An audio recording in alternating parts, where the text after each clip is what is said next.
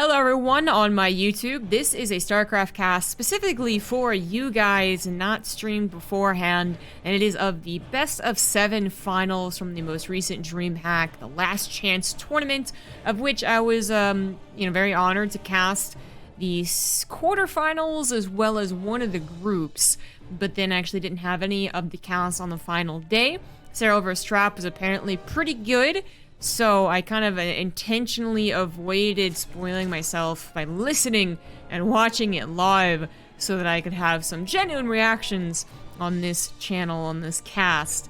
So hopefully you guys, even if you've seen it already, appreciate, I guess, a different style of casting. Or if you haven't seen it, then just sit back and enjoy, I suppose. Got ourselves a nice little PVZ. In the top right of Pillars of Gold for Game 1, we have the blue Zerg Serral. And in the bottom left, as the red Protoss, it is Trap, who I believe did go for an earlier pylon into this scout. Not actually able to block out the hatchery. And Serral goes for a bit of a slightly different build as well, which is that hatch into pool and then gas, as opposed to actually hatch gas pool, which is, if you've heard it and you're like, why do I hear that so often? It is the basic build of the Zerg against everyone they play against, actually. Serral has been incorporating a couple of 12 pools against Protoss in a couple of these tournaments, but I think he's gotten rid of that. It was is a pretty powerful tool, I suppose, still on a map like Submarine, which you could see here in this best of 7, since it is potentially 7 maps played, then it is also potentially all of the maps in the map pool played, 7 maps in the map pool.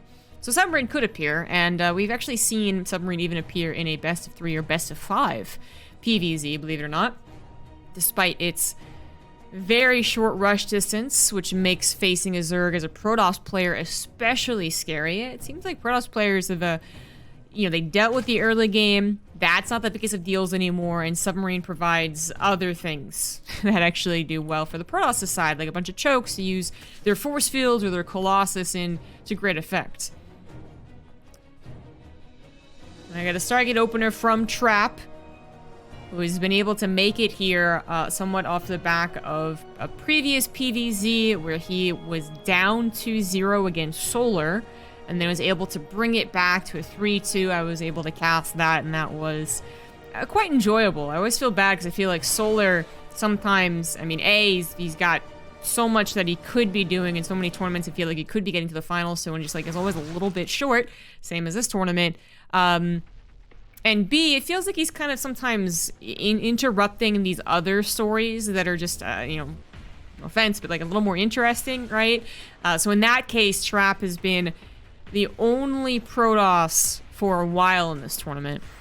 And was about to go out 3-0, was able to bring it back against one of the deadliest builds out there, the Zerg can show, by the way, which is Stormhose build, and then actually make it all the way here, defeating Clem, I believe, in the semifinals to face Serral, of which they have played previously, and it has been very difficult for Trap to actually win against this guy. Serral's PVZ, or his ZvP, I guess, in his context, is just, it's out of this world. It's amazing. This guy in general is amazing, and then on top of that, specifically, his ZvP record is absurd.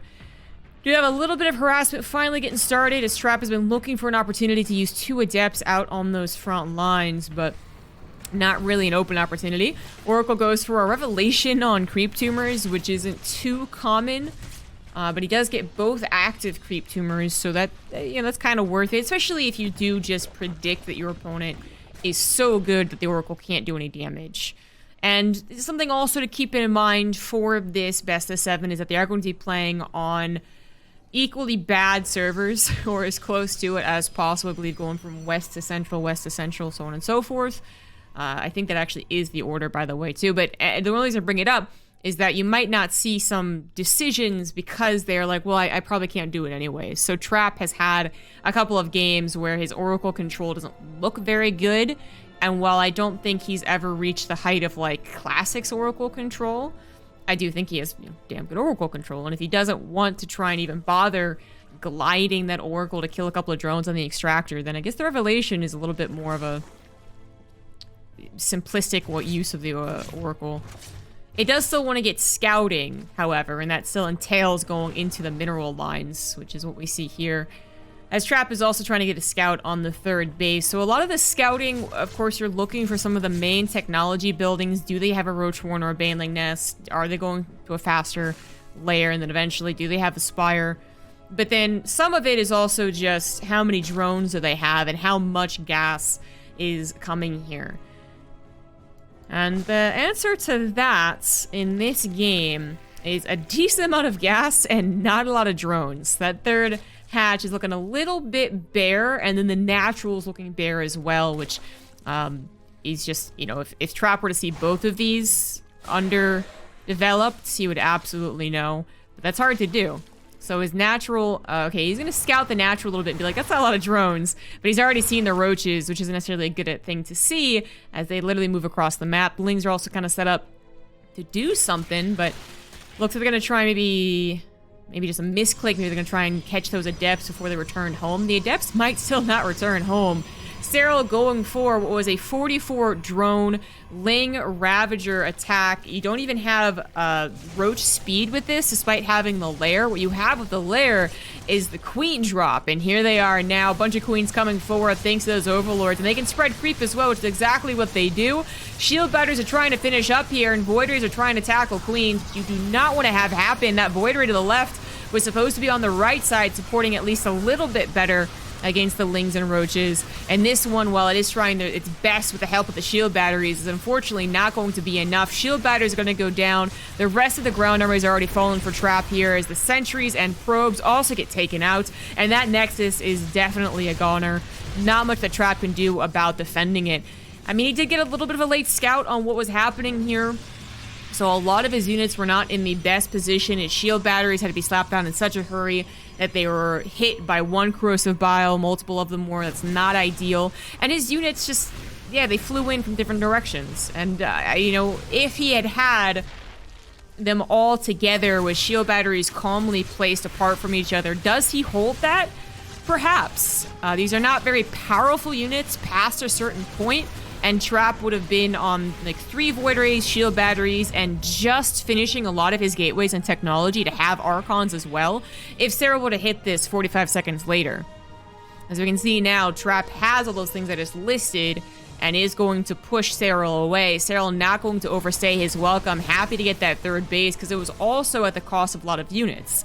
Now, if Trap had pulled all of his probes and pulled all of his army into the natural and Serral leaves with just a Nexus kill, is it okay for Trap? Not exactly. But it would have been better than losing Nexus, probes, and a bunch of army as he did. So this is looking a little bit bad for Trap. Not as bad as it ever could be, but it's definitely going to get worse over the next couple of minutes as Serral actually goes back into macro. He's up to a better drone count, still not really that ideal. And his 4th hatch was at least canceled, so Trap has something going for him. But the now mobile queens, with the help of the Overlord transport, managed to take out one of those Void Rays, which, I mean, even if the queens are having trouble catching up with it, how much damage could it really do? Not much, usually. But Trap's got to find any opportunity to get out on the other side of the map and try and get some revenge, and just in general try and get some scouting. Which his Oracle can do, but all it can do is Revelation, right? The Void Ray at least got that cancel. Creep continuing to spread as it didn't quite take care of all the active creep tumors. Third base now being set in a place where creep isn't. Makes sense, but still is very disconcerting. You don't want that as your main third base. Is that how you would say it? And you have creep spread that's still knocking on your front door that could still be used. Trap's going to try and bring this game back with disruptors, of which he has been very good in the past with. He's going to look for a shot to the right side, and he's not going to find one. Yeah, it was a decent enough shot, honestly, but it was also decent enough for Serral to split away from. Now the slow banelings are crawling in here. They don't even need speed because the charge lots will dumb themselves onto the banelings anyway, so they're forcing the entire Protoss army to retreat. That's another decent disruptor hit, and this one could have found a lot more banelings, but there is just too much happening here for Trap to actually micro to that extent. Trap needed that third base alongside keeping a lot of his army alive, and he did not get it. Now he's back to being on 2 base against a Serral who is now on 4 bases and is going up to 65 drones. So that whole, you know, oh, this isn't the best situation for the Zergo, their army isn't really that good, it's not really the case in the next 60 seconds. Trap is definitely getting to a good type of army. Archons, Blinkstalkers, and Disruptors can do a lot. But Serral, I mean, he could choose the tech path, I suppose, if he wanted to, and try and play this game out long, but he could also just max out on Ling, Baneling, Ravager, especially now that his Banelings have speed, and overwhelm Trap, which is exactly what he's going to do. You got an Overlord drop in the main base with a couple of Banelings, oh, Queens, actually, my bad. Queens being pushed away. Queens don't kill probes that quickly, but anything helps. Trap now down 60 supply, but up against an army that is poppable by those Disruptors, especially if they go down a choke and only 1 choke. But Serral's usually pretty good about not only going down 1 avenue of attack, he's pretty damn good at those surrounds, those concaves, and he does have the opportunity to do so off to the right side. Disruptor shot gets a good chunk of Banelings, this one also finding a decent number of Roaches, but the Disruptors are also dying, Immortals getting their shields popped. And this one Colossus has quite the job to do if the Disruptors aren't actually hitting.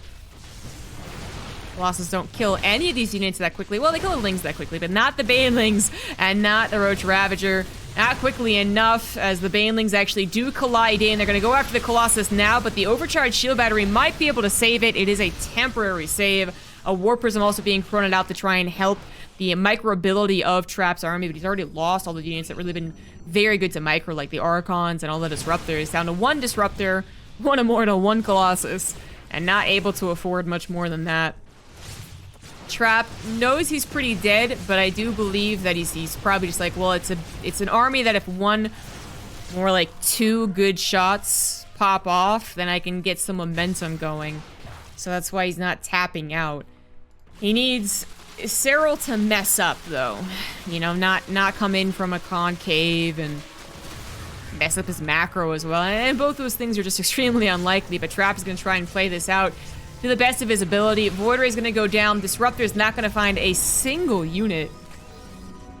And while it might look scary because Serral's only just outbuilding his Banelings, it doesn't really even have to worry. Concave is being set up now. Serral's going to come in from at least 2 different directions, and there's nothing Trap can do about that. He's got 2 Disruptors. One's already shot. No Sentry to try and help out. He's going to accidentally walk into the Banelings, then fire the Disruptor shot, which is pretty good, but now going to lose the Warp Prism perhaps if he doesn't evacuate. Only able to evacuate the Stalkers with their mobility. That's not going to be enough to play out this game. Last Immortal falls. The Colossus barely saved by that Warp Prism. But I wish I could say this is going to be a really hype, close game. It is not. GG. Serral takes game number 1. Welcome back. We have ourselves game number 2. And hey, I actually mentioned that Serral occasionally with 12 pool in the past. I mentioned Submarine as the map for it, but Jagannatha actually not that much longer of a map than Submarine. In the bottom left, going for the 12 pool, he is Serral. He's up 1-0. In the top right, we have Trap, who's going to be able to scout this. You always expect him to scout it. Very few Protoss players will skip any probe scout whatsoever. It's actually very out of meta as well. And if they do, it's because they're doing a very, very tight build with a big risk in it, too.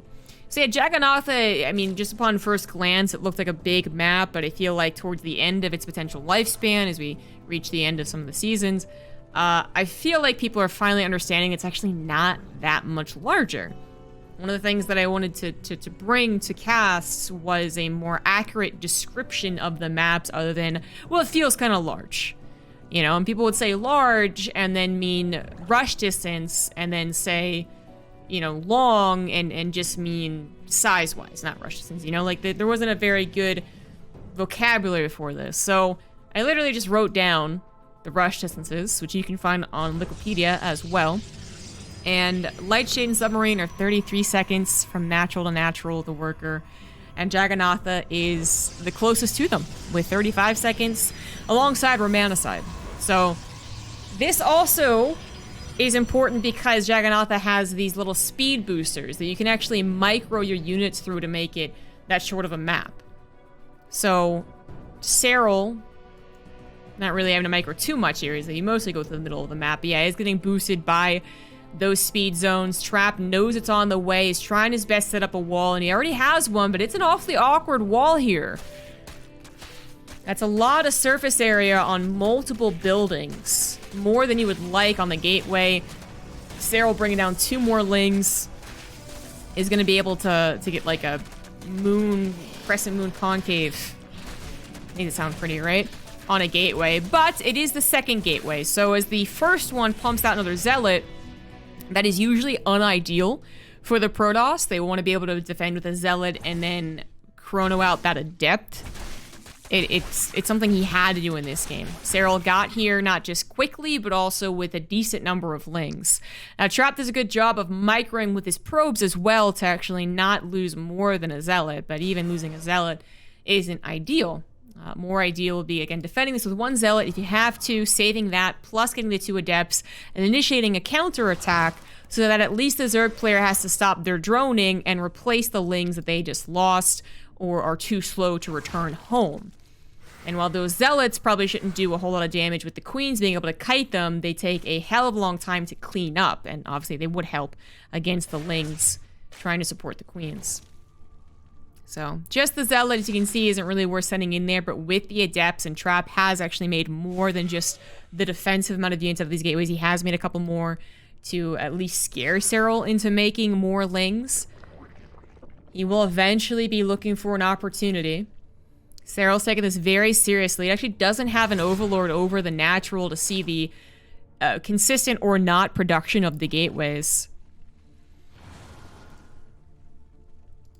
It's gonna be a little bit scary, but this overlord does see that his 3 adepts. 4th one was off checking something. Somewhere, for some reason. And these 3 adepts are going to try and shade into the main base. That is a hefty number of lings. Slow lings, yes, but still a hefty number. Not really worth there. And, you know, maybe if all of them got into, like, a cranny here, right? Like, maybe. But this would be a, you know, a back and forth. If you lose your adepts, then you're afraid of the counter, even though you have warp gates. It's just, it'd be a mess to actually sacrifice your adepts, you know, for no reason.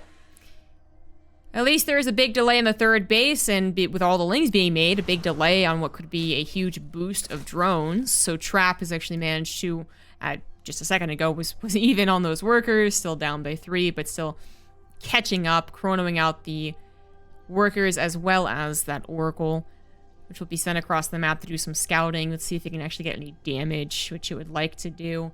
Trap's response was good, you know, it was required, but it puts still him in an uncomfortable position, which is a lot of what that 12 pool has been doing in the other maps and other games. It's like, well, the pros know how to defend against this, and it's really not as bad as it might seem, unless you really mess up. So why do Zergs keep doing it? And one of the answers is that the Zerg now has control over the pacing of this game. And if Trap, for instance, was thinking about going for a Twilight Council on this map, maybe he has to rethink that in case this was going to be like another follow-up cheese, which Serral wouldn't really be known for, but could happen. That Stargate being the best building for both offensive and defensive properties in the early to mid-game. Oracle for the lings and for the scouting. Phoenix could clear up Overlord drops if that was a threat, and then, of course, the Void Ray, which now that it's cheaper, the last 6 months or whatever, is an excellent tool, more so than ever, defending any Roach follow-ups. But the Oracles are one of the basic ways that Protoss open. So again, if Trap had to change his plan because of that 12 pool, it's not like it's changed dramatically. He is continuing on with the build, actually going up the triple Robo and then into the additional Twilight Council and Forge. So you're not going to have a very quick Robo like you can have in some other builds. The cost of the Robo is actually cost of an Oracle. So you are pushing stuff off to get triple Oracle, but the power they can have is undeniable. Trap trying to micro them is just shy of losing one of these Oracles and being awfully bold going to the main base with that. The Queens, taking it seriously, did tuck themselves around that Spore Crawler. They were very, very safe. I cannot say the same thing for that weak Oracle, but she does live.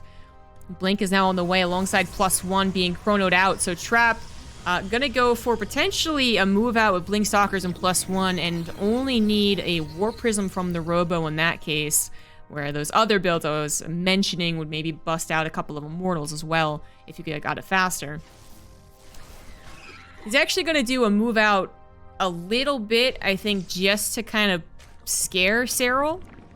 You can't really take this super seriously as the observer, as us, because there's no Proxy Pylon, there's no Warp Prism, and there's nothing really supporting us except those triple Oracle. But that hallucination is actually going to tell Trap just how greedy Serral is being and whether his Oracles and Force Fields can actually do some damage, which you wouldn't think so just because there's so few of them, but I mean, if Serral really was off-timed and didn't actually have those lings ready to go, those roaches being made, maybe you slice off 2 or 3 queens, which, you know, is actually pretty good if you can escape.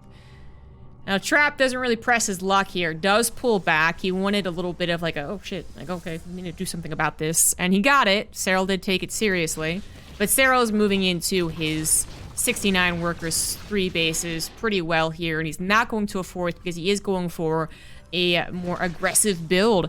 That Infestation Pit leading to pretty much only one thing nowadays, at this fast of one anyways, which is a Swarm Host. It used to be that you would always see Swarm Host and Nidus. They were Sif. You would not see one without the other, Apprentice and Master. But nowadays, not so much. Taking advantage of these shorter maps, Submarine, Light Chit, and Jagannatha, to do this build. And it's a very powerful 1 punch, 2, 3.5 maybe. But then after that, the Swarm Host build does start to look weak, and Trap has been able to showcase that in some of his previous PvZs. But is this going to be one where he holds? The first punch is super, super deadly. Really depends on how you control the Locusts on either side. How Trap forces Serral to use the Locust, and how Serral actually micros his Locust. If he goes into a stasis trap, which some are being built, then that's kind of a waste of the first wave, and that initial punch isn't nearly as powerful. This first Locust wave is not really that impressive. Doesn't get any units, doesn't even get that shield battery. But that was about half of the Swarm Host actually popping, so just recognized that he needed to push that army back. First stasis trap has been activated by the Lings. Second one gonna go on top of the Locust. That is pretty damn ideal right now for Trap. He does lose some of his units on the left side, and his Immortal is already losing out on its health on the right. No more shield batteries now that 1 weak one is finally dead. Oracle's gonna try and help out here, but that is 6 queens on the front lines once again, with a couple of transfuses as well. Trap has got +1 and Blink Stalkers, but he doesn't have anything else that can actually burst these units down. So as they're sustaining damage to his units, he's trying to do the same thing to his opponents, but his opponent also has those Locusts that he has to worry about, which are coming up right here, right now. The Stalkers trying to blink back, micro their hearts out, but the Locusts, if they do grab them, will tear them to shreds. And there's no shield batteries anymore in that natural to try and support. Even the 3rd base shield batteries are almost out of juice. Trap is trying desperately to hold against this, but the supplies don't look so great. They are pretty damn deceiving, especially because Serral is going to run out of steam, perhaps, with him having to rally across the map. Now, I feel like he hasn't enough damage with that push. The right side, the natural, just wasn't going very well without those shield batteries being available. I actually think that if there were like 3 shield batteries in the natural, this would be very different. This would be Trap at about 120 supply or even higher.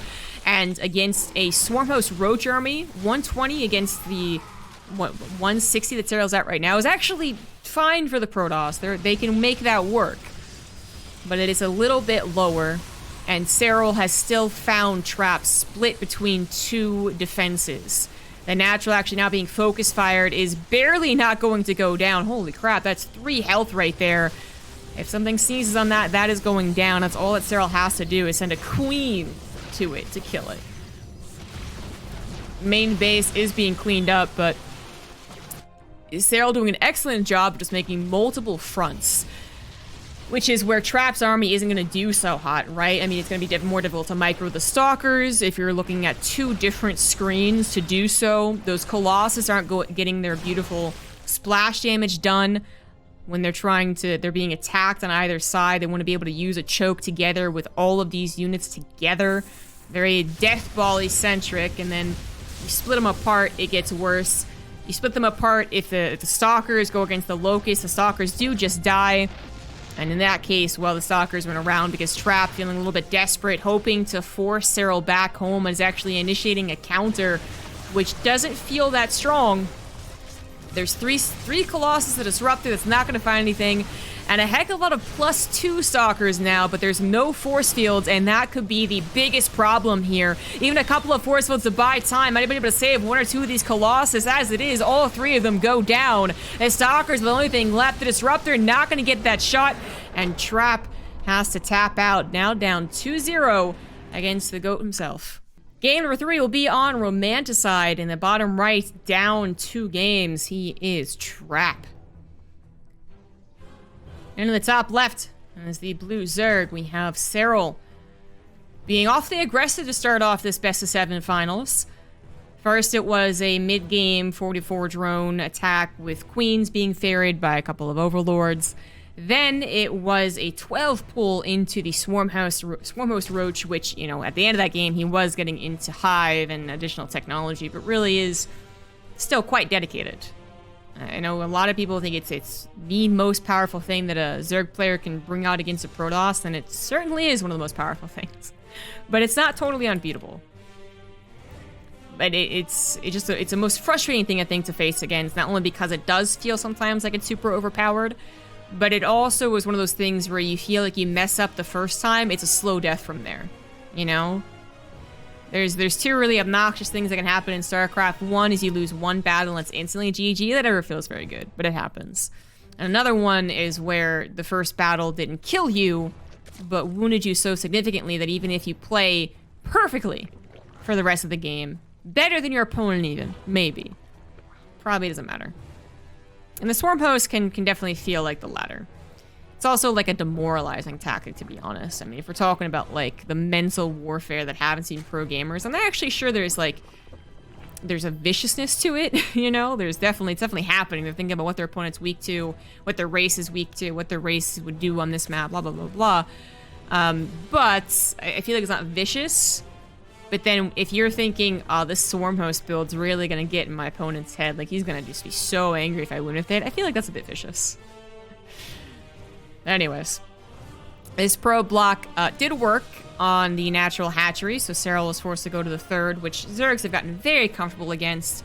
The fast probe to guarantee the block against a 16 hatch is quite popular as an opening.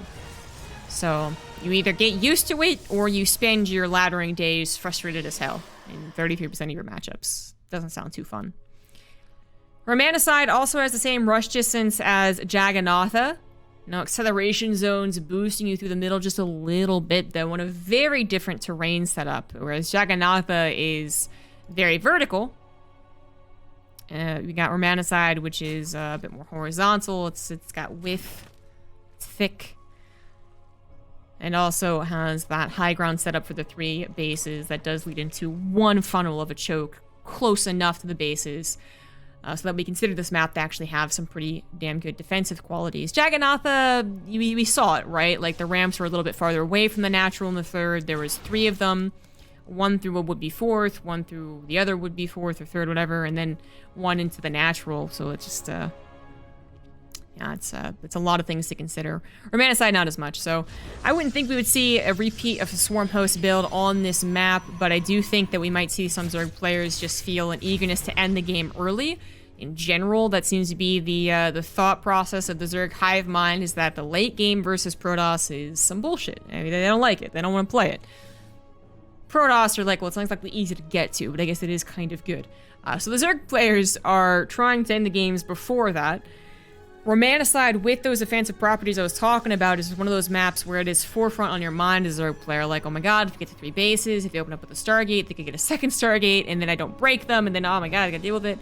So we've been seeing a couple of Zerg players try and just break the Protoss before that happens here. And I mean, Serral might try and do that as well. A trap has opened up with a Stargate. Very fast 3rd base. Serral is getting all the scouting information that he can with those lings, and now that he's pretty much gotten it, I mean, they're going to continue scouting for any army movement like these adepts, but he knows what his opponent's up to. For now. So no need to be afraid of an attack. Lots of drones being made, couple of spore crawlers, and then you do want to see what's following up from that Stargate. In this case, it is a double Stargate. 70% of the time going to happen on this map. And I feel like the reason we sometimes don't see it is because some Protosses think it's too on the nose. They don't want to be, you know, blind countered. But even if you know your opponent's doing this as a Zerg player, it's still very difficult to break with the way that Romanticide can set up. So I'm thinking that's what Trap is looking forward to. We might even be hoping to bait Serral into another aggressive maneuver and be like, aha, no, this time I'm totally prepared. But it's hard to ever think exactly like that, because when you face guys who are just damn good and are also pretty damn good at attacking, as much as you know how to deal with it, you know it's on the way, you even are like, I'm gonna get you, you can still die to it. But a Trapper to lose here and be down 0-3, very, very few best of 7s have had that comeback all the way to a 4-3. So it's sometimes us casters even get super dramatic and say it's actually about right here, right now that you need to turn this around. But as a group, we tend to be dramatic, so. Not as dramatic as players, though. I mean, if the players was casting this, I'm pretty sure that loss of a Ling somewhere would have been like, Zerg's dead. Zerg's dead. Trust me. Nope. No recovering from that. Anyways, we do have multiple Void Rays being made. Trap's been trying to find some openings here and there, but has been denied so far. Serral is grabbing a 4th hatchery alongside a Spire, +1 melee, and an Infestation Pit. Infestation Pit's actually a bit interesting. Is he just gonna go straight up to a hive? I'd be surprised by that. Definitely could be the case, though. If you're thinking that Trap wants to play into the 3 base and then 4 base himself, you can either try and cut him before he gets to 4 bases with a more early to mid-game oriented attack that's more all-in, or you can try and just also skyrocket yourself up to additional technology, 5 bases in Zerg's case, and then build off of that. So that's Hive providing Vipers, what we would be thinking of, and then you use your Spire for Corruptors, but not ASAP. In fact, maybe even an upgrade on the Spire. So, let's actually go for Mutas. Okay, alright. Yeah, that's what's kind of got me confused, that he went for both technology at the same time. And I was like, okay, if he's gonna make, you know, Spire as his very, very first option of that layer, I would have thought he would do something more aggressive, like Mutas, okay. But then he also got the Infestation Pit, and I was like, I'm seeing like 2 different things here.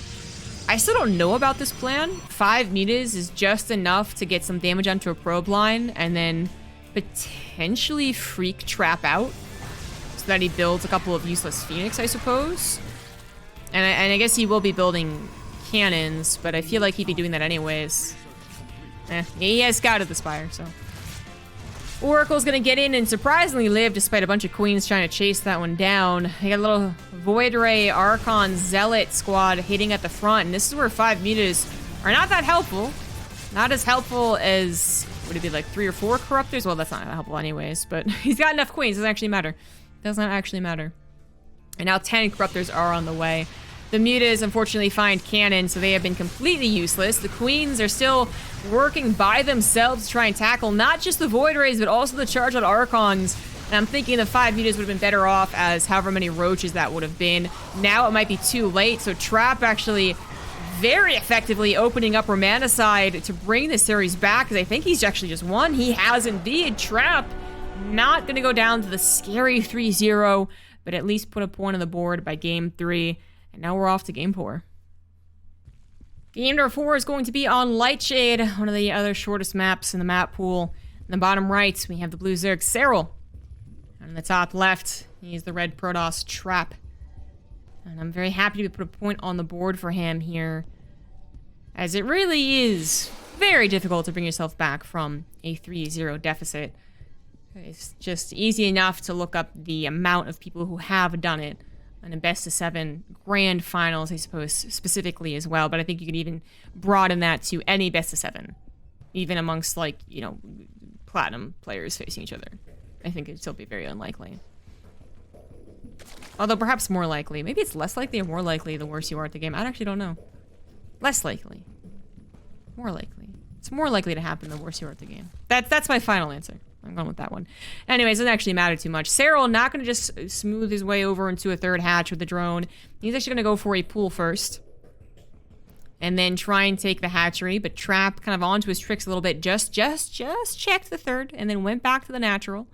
So Serral, unfortunately, not going to get, I think, the slightly easier option from this, which is to kind of dodge out of the probe's vision and get the natural up. Still going to have to go for that third hatchery. I was saying last game that these Zerg players have just gotten used to it, and they really have, but if you play it yourself, you know how annoying it is to compensate. I mean, we're talking even about, like, camera location hotkeys. If you're very used to spamming the, this base and then this base, and back and forth, and then this base only infrequently, because there's no drones there, and you don't have to worry about it for a little while, you now have to spam that one, and then not worry about this hotkey. It's very annoying. But anyways, Trap gets the start, I suppose. He's got the start to this game. He is a little scared of that pool first, though, so he would know that it's not actually a 12 pool and the timing of these lings, and he did get in to see the actual spawning pool itself, but he still has to be a little worried, so he is going to go ahead and get a Zealot. If they were to make 6 lings and race across the map, they might be able to get a couple of probes. I don't think you actually... I don't think you can get the pylon, but if you had 6 lings, maybe you could. Regardless, Trap did a very old but very safe tactic, which is to go ahead and start a Zealot and then cancel it when you think you don't need it. So, pretty good opener for Trap. Maybe even also going to save his probe. That'd be the best opener. Serral is going for metabolic boost. Still no third hatch quite yet, but that's okay. That makes sense. We'll worry about that. We would be worried about that if there weren't drones in the production tab. If there weren't there, then they'd be lings instead, and we'd talk about 2 base all in. Serral, perhaps over his aggressive streak. Not going to try it this game, perhaps. He's lost one himself. We'll see. Can be tempting on Lightshade with it also having that short rush distance, but again, the terrain is very, very different. Whereas at least Romanicide has like literally natural to natural, kind of a bit more of a straight line into an open natural. Okay. Lightshade is a little more twisty, and then you kind of got to twist either upwards or south to actually get to the natural wall. I was a little bit suspicious of those 8 lings, but then he made drones, so it's all good. Third hatch is on the way, and Trap is once again going to open up with the Stargate. No attempts to go into Twilight Council so far, but I think it makes a lot of sense not to do it on Lightshade. Yeah, it made sense how they were Romanicide. You know where the pearls are going to go to. That's where Trap went to. And then on Lightshade or Submarine, you're going to be too wary of a Ling all-in, because the short rush distance is great for an early pool. It's great for the Adept attack. The Adepts can shade over there faster and hit harder. It's also great for those Ling all-ins. And what hits first? The Ling all-ins hit first. And the Adept Shade Resident Glades opener actually is very vulnerable to the Ling Flood. So yeah, you just don't really want to risk it. There were 4 Adepts. Did one die? There were 4 Adepts looking to do some damage, and if they got into a mineral line, they could do some pretty serious damage. Serral making 8 more Lings try and help out here. This Queen's only just now responding. Natural is, of course, not with any drones, except that one, which is saved, because it is actually his 3rd. Main is a little too tempting to pass up, but I don't actually think that was quite a good enough position. Well, actually, hey, still got 6 drones. A little last hit right there. Yeah, okay, all right. Oracle still lives, still healthy. Technically, that was 4 Adepts for 6 drones, but I actually don't think that's that bad. Very quick Twilight Council follow-up to this, as opposed to the Stargate into Twilight Forge and Robo. We had Stargate, Robo, into Twilight Council. Forgot to mention the Robo came down first, and then into Templar Archive. So very quickly into Archon and Charge. Gotta be for some type of attack. Without that Forge, it's kind of screaming to us that it's more attack-oriented than it is macro-oriented, and there are a couple extra gateways to kind of beat us over the head with it. This is going to be an attack. I feel like this is a very old build I haven't seen in a while. Perhaps Serral hasn't seen it either in a while, so he's not thinking about it. The power surge you get off of 2 bases in Legacy of the Void can be considerable, no doubt about it, but it's also something that is increasingly easier to figure out. All right, the lack of 3rd base is getting awfully suspicious. And Serral does have access to a roach warren, so the more he's like, okay, what the hell, he's going to make more roaches. And even when he doesn't know what's happening exactly, if he's preparing for something, as long as it isn't suddenly 5 void rays, he is going to be able to defend it, perhaps, if everything goes perfectly. But this whole lack of scouting, this whole just like, okay, what exactly is going on here, is doubt that is considerable. It's going to maybe change some worse players' minds as to what they should be doing. Serral so far, though, is building a lot of roaches and a spine crawler even coming down. It's finally going to see it's an Archon drop follow-up, but it's not just that. With the charge also finishing up, it's going to be Archons and charge lots, which can overpower someone who thinks, oh, it's an Archon drop, all I need is 10 roaches, and I'm good. Now, he's actually not looking to go for it with the Warp Prism. We have seen some players also go for Zealots back at home and then do a 2-pronged attack. Trap actually not doing that either. I mean, he's... Without that Forge, again, we are still thinking more about an attack, but... Perhaps... Well, now at this point, it might even just be defensive. Serral is the one that's built a lot of crap here. He's going to have a lot of army, and he's going to try and push in the Trap, who is now better prepared for this. Playing it very safe here. Alternative to what I was thinking, which is going to be this. This is what I was thinking he was going to do. And I feel like we kind of got a bit more awkwardness for Serral. It was like, well, I built this a gigantic army. Let's try and use it. But now he's up against not an army that is unbeatable by his, but one that has found him out of position. So he's got to play this a bit carefully. He does go to the main, clean things up. The Archon's getting awfully low, but are coming back to help as Serral focuses on the front side. He wants to grab this Archon. He won't be able to do it. A couple of Zealots going down instead. Warp Prism's still alive. Zealots are able to chew down some of the roaches, but not a whole lot. And Trap is in a very scary position. So, okay, so take it back. I thought the positioning was going to be too poor for Serral. It was not. Serral still had enough units appropriately placed on either side of the fight to push back every single portion of it and then counter as well. Grabs an Archon, going to micro against those Zealots. Oracle barely out of juice just right now. Things aren't looking so hot for Trap, whose 3rd base is heavily injured, down 50 army supply, and on one of the shortest maps where that potential comeback that, you know, just give me a couple extra seconds isn't really possible. And Serral is just combining forces now. He's got so much creep to the middle of the map, too, that he really is reinforcing very, very fast. Trap desperately trying to pump out an Immortal here to help. He does have a Robotics Bay, but is thinking that against Mass Roach, Immortal is going to be the best call, and he's probably right about that. It'd be tempting to go for a Disruptor. Maybe he will try after this Immortal, but... Oh, Trap this time, caught out of position. Very awkwardly. He's actually not responding. Huh. He's trying to micro his Warp Prism, I guess. Now he responds, but it wasn't going to matter either way. That was too much of a roach force on that high ground, and Serral takes game 4 for that 3-1 lead. Game 5 on Death Aura in the top left. He is Trap, still down 2 games, and on his last life officially. In the bottom right, we have the blue Zerg Serral.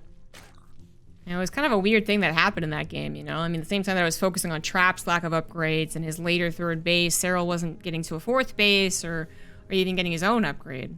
I'm thinking about it, actually, I don't remember if I saw that or not. But anyways, he was setting up for a very large army that at first I think was defensive. He was like, okay, what is this guy doing? 2-base attack. I can't afford an upgrade. I can't afford to go to a 4th base. I gotta make a bunch of army. And then when Trap took a while, he was like, well, now I have an army. Why don't we just use it? And if Trap had identified that and only used his Warp Prism for harassments, you know, only a couple of Zealots, actually maybe even recall those Archons, and is set up defensively with the amount of gateways that he had and his own amount of army production, I really wonder how that looks. Because, you know, the sooner he finds out about it, maybe that's shield batteries on the 3rd base, and maybe that's an Immortal pumped out in addition to the one that he had and lost because it was trying to retreat. I think it's very different. In fact, I think that's so different that actually Trap is the one that wins with his army type against what Serral had built up. Because Serral was building an army that, upgrade or no, was just going to get worse against Archon Immortal, even if Trap also wasn't getting any upgrades on it. But regardless, it's in the past now. Serral has gone for a typical opener, actually able to get his hatchery down, as we have jumped from one of the shorter maps to the very largest map in the map pool. Perhaps Trap can feel a little more confident on this one. A lot of Protoss is having enough builds up your sleeve, enough slight differences to set off your opponent's tempo and rhythm. And it's difficult to do when you're running through a whole gauntlet of competitors or into an entire tournament. A little more possible when you're actually trying to build up builds per week of a GSL tournament. You show off 6 of them, then you have a week to figure out something different. But in a tournament, and this one did last from Tuesday to Sunday, where you're constantly being tested and you're facing some other Zergs, it can be difficult to do. You can play pretty standard, as Trap has been doing at least with these Stargate openers, and try and just play the better game and read your opponent better. But when you're down 3-1, and it feels like Serral has been in control for a lot more of these games. These games have been mostly one-sided, to be honest, either way. But he's been in control more often. It's just, you want to take the reins back. You want to do something to try and get in your opponent's head, to get a little momentum for yourself. But it's difficult to do, because you could be risking your last game. So, Stargate it is, and then maybe something tricky from there. Couple of adepts again coming across the map. So far, Serral has been good enough with the defense. Losing, what, 6 drones was it last game? The game before that?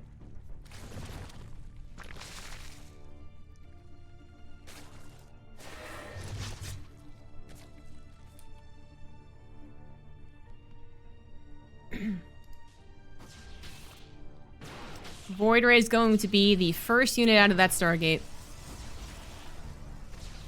Oh, an Oracle was. Darn, I missed it. Voider is going to be the second unit out of that Stargate. So no triple Oracle play here today. The Adepts apparently did get a couple of drones. The Stalker took down the Scouting Overlord. And the Oracle is looking at a third base where maybe a drone would pop at the exact same time the Oracle visited, which almost happens. The Natural, now the next target. Only a single Queen makes it tempting to go after the drones, but Serral actually had 2 more in proximity. Main base potentially next, but you gotta figure they're gonna have a Spore Crawler. If they don't have Spore Crawlers, they probably have Queens in position. Manages to catch the Natural with only 2 Queens instead of all 3, so barely escapes out of there and grabs 3 drones. Good thing he didn't go into that third. The Queen would have popped at exactly the right moment. Trap is going to try and do a double Stargate opener again. Makes a lot of sense on Romanicide and is the most common map for it as well, but Death Aura, while not similarly set up, is the map for macro. And defensive properties of your first 3 bases, even better in some cases, some ways, than Romanicide. And your 4th base is also better than Romanicide, so yeah, alright. I mean, it's also the build that he made work, right? That was his victory, was when he went for a double Stargate build, so this makes the most sense for sure. For sure.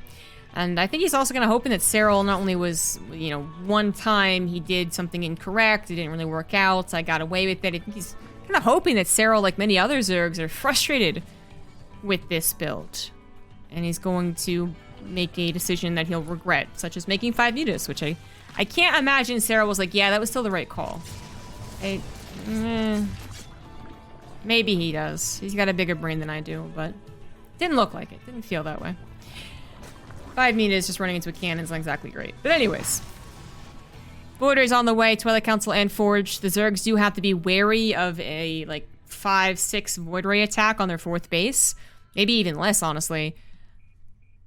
The Void Rays are either high enough in numbers to tackle however many Queens they thought were okay to get, so they burst through that and kill the hatchery, or they attack so fast that the hatchery's very low and the Queens are like, what the hell are you doing here? And, don't get there to defend. Trap did have all of his Void Rays headed off to the right side, which is what I was building up, but then one just gets sidetracked by an Overlord, and the other ones, well, now they're coming into a Spore Crawler and 3 Queens, so really not going to work out. I think that's what he was thinking, though. He wanted to get that cancel if he could. Oh, Void Ray's taking some hull damage to the queens as he was distracted by Lings on the other side. Perhaps initially a little afraid because he doesn't know what his opponent is building. A fourth base building doesn't necessarily mean they're also building up to 80 drones, which is what Serral has done. And he didn't actually have track of the army because the Oracle had been swooping around left and right. So I'm sure that gave him a momentary spike of adrenaline. He's like, oh god, what type of army is there? But anyways. Fourth base now on the way. Trap is, actually getting a couple of drones. So that Oracle swooped in to the Spore Crawlerless, a natural. That's the one that moved over to the fourth base. Nicely done. Oracle will live as well and could be recalled. Would be worth it, I think. Serral has gone into Ling, Baneling, Hydra with double attack upgrades as well, knowing what his opponent is setting up for when he saw more than one Void Ray. And then, while you would check, I guess, just to make sure they're not going into automatically mass Stargates, I think if you're at this level, you are assuming they are going to actually build into Charge Lot and Storm, which I also think a Ling has already seen. If it hasn't, it'll see it now. So he knows what he's up against. And now it's kind of the scary point, right? Where you're gotten to a very good economy as a Zerg player, although this Oracle's trying to make that not so. Finally goes down. And you could set up for just maxing out and attacking your opponent. But you're on Death Aura, and your opponent's already got all the stack defenses up. Storm's probably done. Are you gonna actually be able to bust the guy? That's where it's questionable. And if you don't bust him right here, right now, then do you want to play out that super late game? Questions that Serral has to answer. Serral does seem to be trying to just max out, time out with his upgrades, his centrifugal hooks, and his Hydra range, and then try and bust his opponent just before Trap's really ready to go. But Trap is almost there, man. 150 supply, stag defense, plenty of storms, and I do believe he split up his storms a little bit. He's starting to. Couple of zealots, just a handful, trying to distract. These zealots on the front lines die instantly, but there's the storms.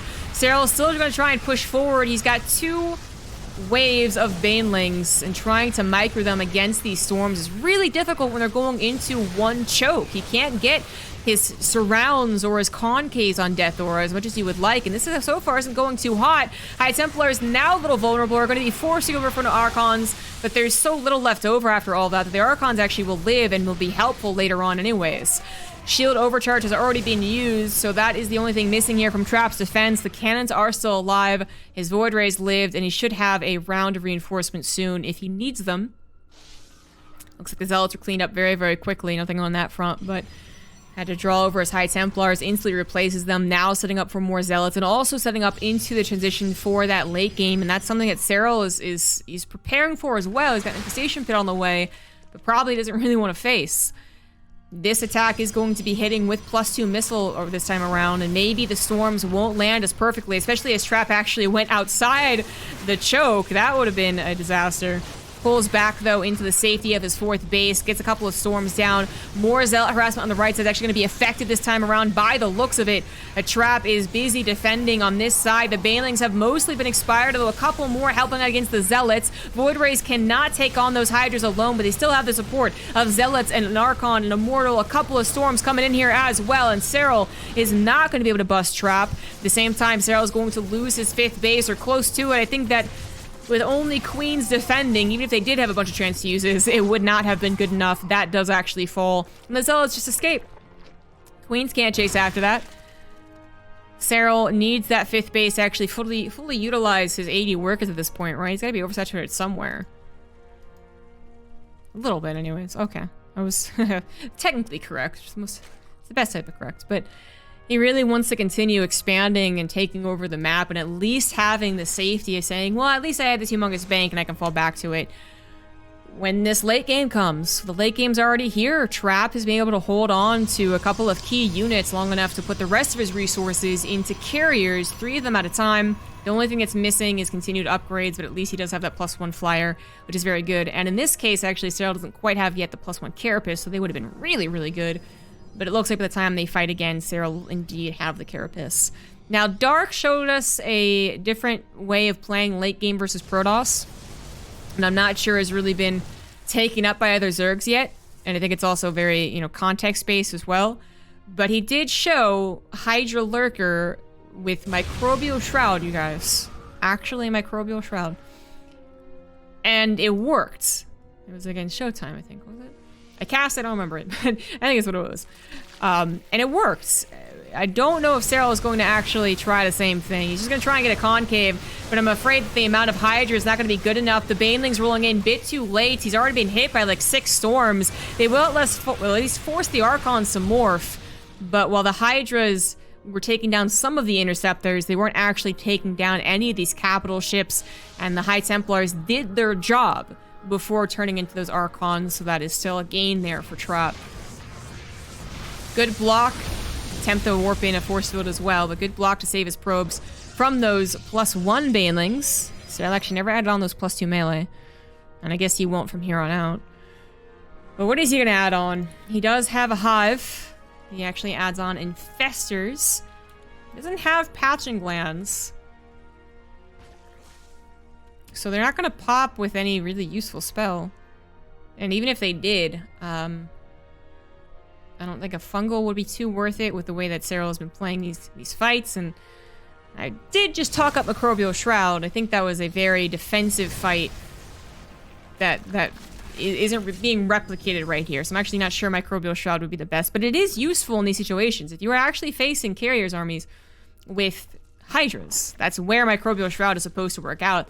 I think they envisioned what was going to happen with this was that they were like, oh, between the mid-game and the late game, when you're still on Hydras and not yet to Corruptors, you can add in Microbial Shroud to help you. It didn't really work out that way. But still, it's where this would be the best, but the Infestors don't have the energy. And this doesn't look like a game that Serral is going to be able to win, despite a pretty damn good concave. It's just with very weak units that are being stormed. There's the Microbial Shroud, very, very late into the game. Not helpful whatsoever, and now Trap has at least 2 points on the board. Game 6 here, and we have ourselves a 12 pull on Submarine. In the bottom right, getting aggressive once again. He is Serral. In the top left, as the red Protoss, he is Trap, and he's got to be thinking that this can happen. It's Submarine.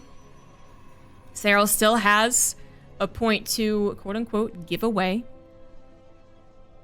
And it's also just a good way that Serral in the past has opened up games to then take control of the pacing. So all that in mind, I think he's already thinking about it. The probe is going to confirm it.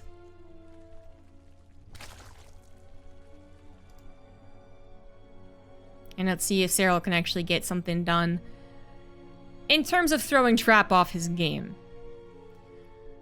We're not expecting too much more than that. This Trap should have a damn near perfect response to this, if not actually perfect.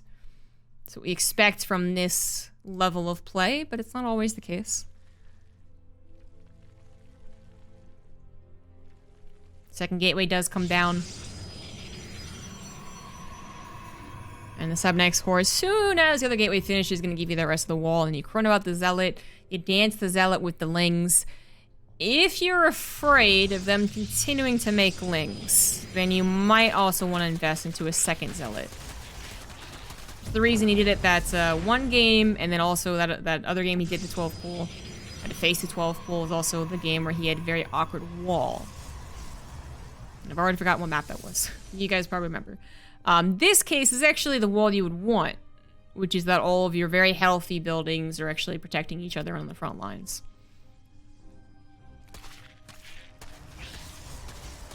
Second Zealot is being made. We do have Serral with 10 Lings. Probes being pulled to support the Zealot and also make sure that the hole is still plugged when the Zealot tries to dance with the Lings here. And this is pretty textbook defense so far. He is going to let that Zealot finish by the looks of it, as he doesn't want to lose the gateway and open up further opportunities, and just in general doesn't want to lose a gateway. So with 2 Zealots now, we should be able to take the fight too. The probes can mineral walk should they need to, and they are going to do so once they've helped out the Zealots enough.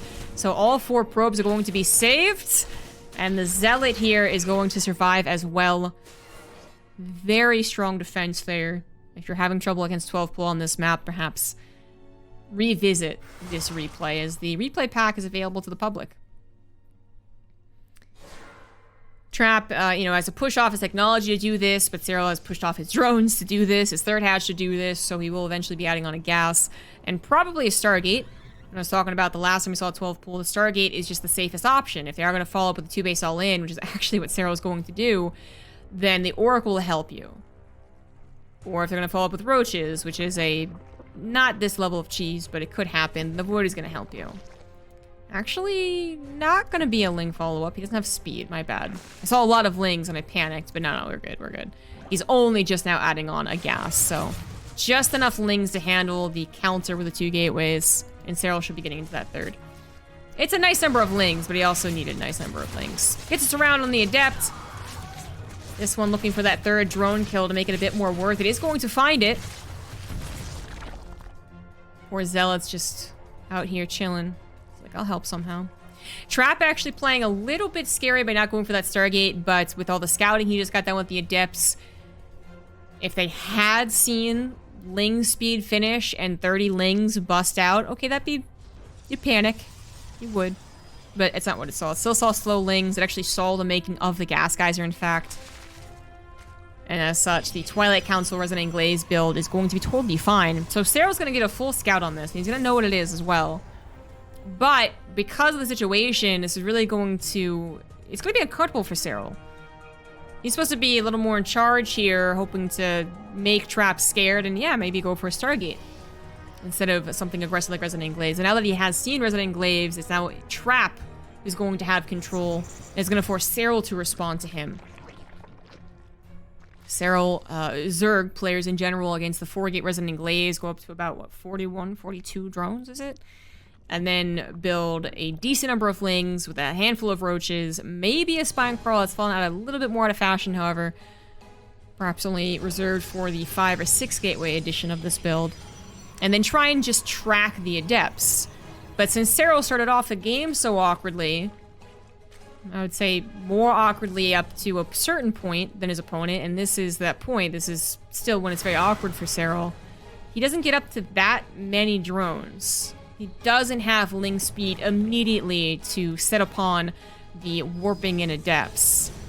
It's hitting at the right time. Serral does have a decent bit of creep spread. He's going to go ahead and get a Warp Prism Spore Crawler. One that is supposed to deny it abilities to micro, I guess, or just one that is supposed to help out against potential DTs. His Overlord is going to get back in and confirm it is not a DT follow-up, which can be a fear when you're, so far away from your lair. But I guess that's what the Spore Crawler even moved. Yeah, okay, I think that's what it was. Could have helped out a little bit against the Warp Prism right here, right now, but not enough to actually help. There's way too many Adepts. The Warp Prism goes over to the left, is very, very safe now. And Serral just lost his queens on the front lines without getting much in return. All the Adepts live. Trap doing a follow-up Robo Disruptor build is something that I think he maybe even invented. I'm not positive about that, but he certainly is made popular and is done well with. Serral, now able to drone, is finally doing so. At least his economy didn't get touched, but he had to respond pretty harshly to that. Made a lot of units and then lost a handful of them. While his opponent is just keeping his Adept that he did save alive and moving into Disruptors and Warp Prism speed.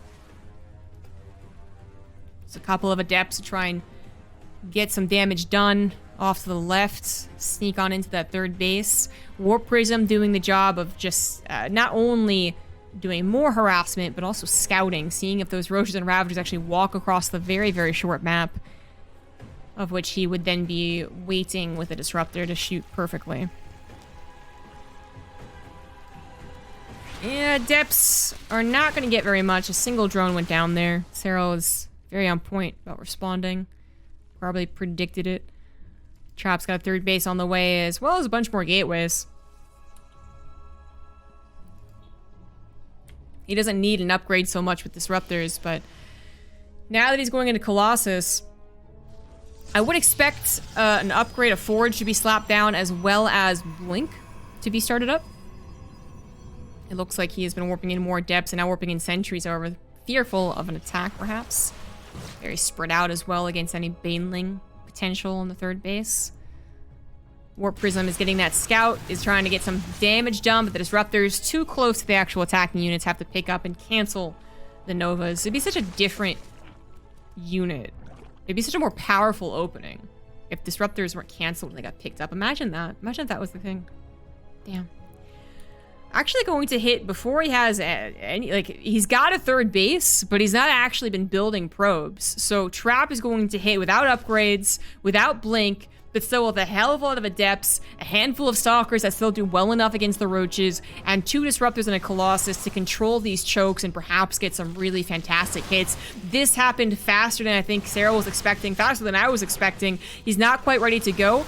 Stiffle Hooks is about to finish. More Banelings are on the way, but not everything was together to actually save that third base, so Trap takes full advantage of it, pushes forward into the natural almost, using Serral's ramp against him.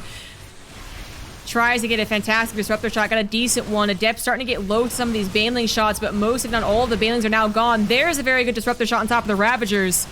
Force fields are out, so he can't really take advantage of the ramp anymore, but as far as, oh, he's got one more, there you go.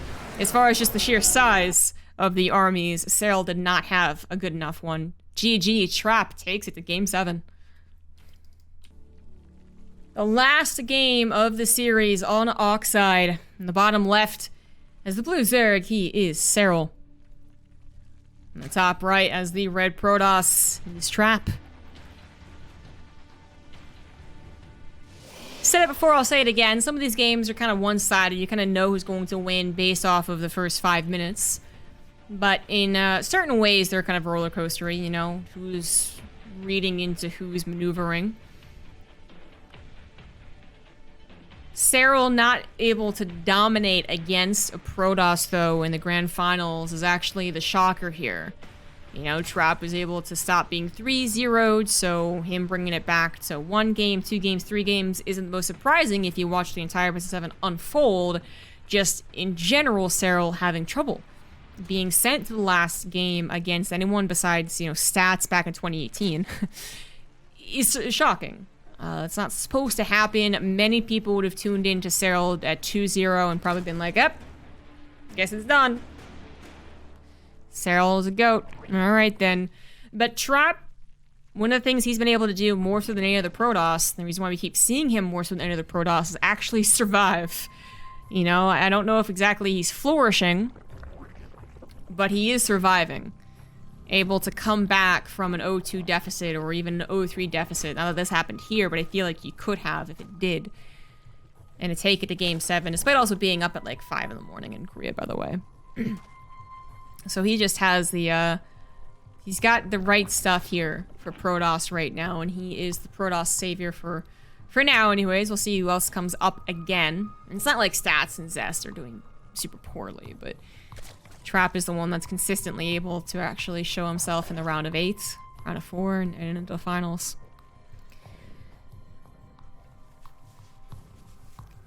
Oxide is kind of infamously known for Swarm Host, but Serral already used that build once. It did work on Jaganatha, and it could be very tempting to do that again, despite it being more of a dedicated attack, very mid-game focused. Serral could try it on the map that is very good for it, on a person who did lose to it. But Trap hasn't always lost to it. Trap was able to deflect Solar's attempts to kill him on this map, despite the odds, or so it looked. So I don't know, we're gonna be waiting for that one. Oxide gonna provide a battleground for the last battle, and I think that it is a decent enough map to do that. Oxide actually isn't the prettiest map in my opinion. I mean, it is so much so just contaminated by the Swarm Host build being so prevalent, but it is A decent map that Trap, should he not be facing that build, I think can get some really good things going. There are a couple of points here that are very useful for chokes that his Colossus and Blink and Disruptive Play can actually do very well on. Got a Stargate opener from Trap, but I do believe that is an opener. I don't think he's going to add on a second Stargate for Oxide. I think that would be very unique. It is a Void Ray first. Double checked this time before an Oracle just flew past my vision. It is an Void Ray first. And that does kind of put the Zerg player a little in doubt too. Like, okay, if it's Void Rays, is it Void Rays? Many? Plural? It is actually just coming out first, and then the Oracle's on the way. Trap is looking for that third base, of which this Ling gets very close to scouting. Oh, it actually did scout it. Look at that. Serral adds on a Overlord speed. Now, this could be because he wants to be aggressive. We saw that with the first game of the day, where he went for the Overlord drop with Queens.